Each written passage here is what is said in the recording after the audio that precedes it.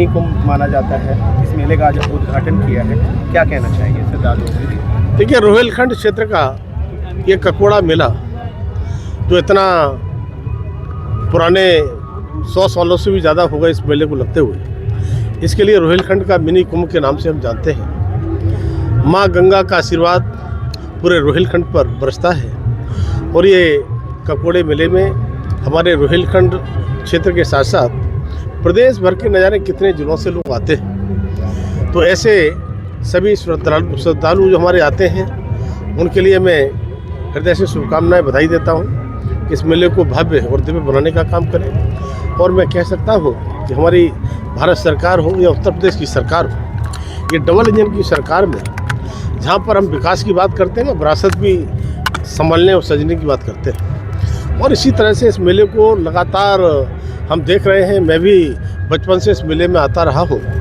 तो इस बदायूं ज़िले का तो मुझे लगता है कोई गांव ऐसा बचता नहीं होगा जहां से लोग इस मेले का इंतजार न करते हों और मेले में बड़ी संख्या में लोग न आते हों। और इसीलिए ये मेला 28 तारीख से संभवतः शुरू हुआ है और ये अभी 5 तारीख का मुख्य स्नान कल है।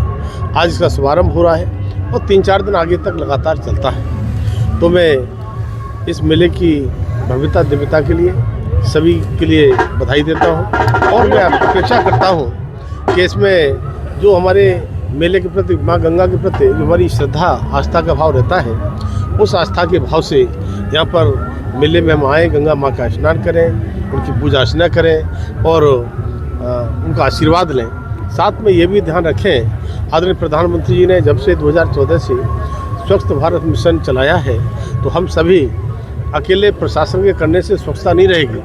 हम सब मिलकर के, श्रद्धालु मिलकर के जितना यहाँ पर एक तरह से बसते हैं, बसावट करते हैं, वो अपने अपने स्थानों की चिंता करें। और मैं प्रशासन से भी अपील करता हूँ कि पूरी मुस्तैदी के साथ इस मेले में कोई किसी प्रकार की घटना घटित ना हो और अच्छे से मेला संपन्न हो।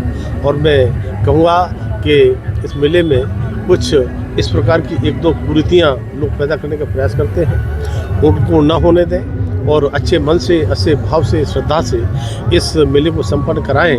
अभी हम सब लोग आ रहे थे, क्षेत्रीय अध्यक्ष जी, हमारे विधायक गण, तो चर्चा कर रहे थे। इस बार बात करते हैं कि प्रशासन अपने सरकार से कि इस मेले को क्यों ना एक राज्य के मेले के रूप में इसके लिए सम्मान मिले।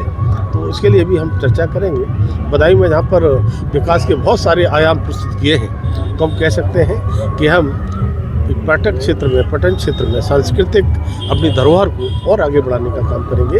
और इस मेले की सफलता के लिए जिला पंचायत के लिए, मैं सभी सफाई कर्मियों के लिए लगातार सफाई सुरक्षा की चिंता करते हैं, यहाँ पर पुलिस व्यवस्था से लेकर प्रशासनिक व्यवस्था से लेकर के सभी लोग उसमें जुटेंगे। और मैं सभी के लिए एक तरह से शुभकामनाएं देता हूँ इस मेले को अच्छे से संपन्न करें। मंत्री जी, आज के मेला घोषित करने की बहुत समय से बात चलती है, तो बीजेपी का ऊपर से लेकर नीचे तक हर तरफ आप लोग की सरकार है, ये बेसिक सी चीज़ नहीं हो पा रही। अभी भी आपने खुद ही कहा। देखिए, ये बात जो आप कह रहे हैं ये हमको खुद ही और लगा हमें कि इस बार हम पहले से चिंता और चर्चा करेंगे और पर्यटन मंत्री जी हैं उनसे भी चर्चा करेंगे और मुख्यमंत्री से।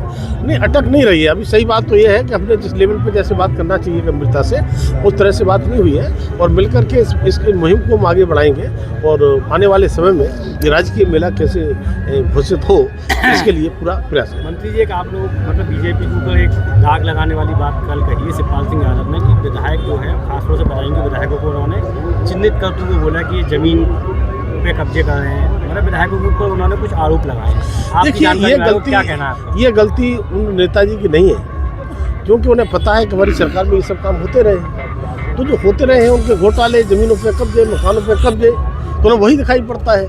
तब मैं कहूँगा समाजवादी पार्टी के नेताओं से अपने गिरमान में झाँक करके देखें 2017 से पहले का क्या हाल था, लेकिन आज सबका साथ, सबका विकास, सबका विश्वास और सबका प्रयास माननीय मोदी जी केवल कहते ही नहीं, उसे सरताज करने का काम करते हैं। और योगी जी ने 2017 से जैसे इस कानून व्यवस्था को चुस्त और दुरुस्त किया है, इससे समाजवादी पार्टी के लोग कुछ डरे से हमें रहते हैं, तो उन्हें अपनी चीज़ें याद आ जाती हैं कि हमारे ज़माने में ये होता था, हो सकता ही ऐसा होता हो। इसलिए मैं कहता हूँ समाजवादी पार्टी की चिंता करें और सोचें कि समाजवादी पार्टी गुंडे अब गुंडे कर नहीं पाएंगे और कहीं किसी तरह से कब्जे होंगे तो हम होने नहीं देंगे। ठीक।